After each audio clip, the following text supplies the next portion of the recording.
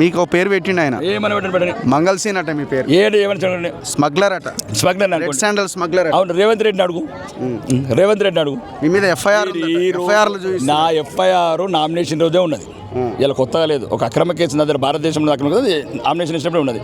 రెండోది, భారతదేశంలో ఇప్పుడున్న ముఖ్యమంత్రి రేవంత్ రెడ్డి అన్నాడు అందరికి ముందు, రాకేష్ రెడ్డి 20 ఏళ్ళ నుంచి ఎర్రచందనం ఎక్స్పోర్ట్ చేస్తాడు, ఒకే ఒక్క మగాడు, ఒకే ఒక్క లీగల్ ఎక్స్పోర్టర్ అని. కావాలంటే రేవంత్ రెడ్డి, అవసరమైతే డీజీపీ. 8 ఫ్యాక్టరీలు ఉన్నాయి, చిత్తూరులో ఫ్యాక్టరీ, కడపలో ఫ్యాక్టరీ, నెల్లూరులో ఫ్యాక్టరీ, చిట్యాలలో ఫ్యాక్టరీ, నల్గొండలో ఫ్యాక్టరీ.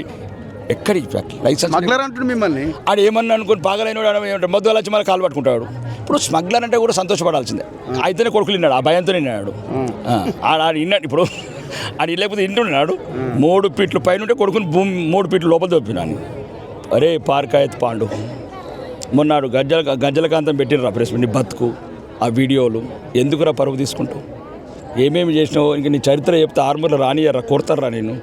హైదరాబాద్ నువ్వు చేసిన పాపాలు, నువ్వు చేసిన బ్రోకరిజం, పార్కాయత్లో అందరి దగ్గర వీడియోలు ఉన్నాయిరా. ఇప్పటికైనా శాంతిగా బతుకు కొడక, లేకపోతే మళ్ళీ నీకు లోపలికి ఇంకా 12 ఫీట్లు దొబ్బి పెడతా.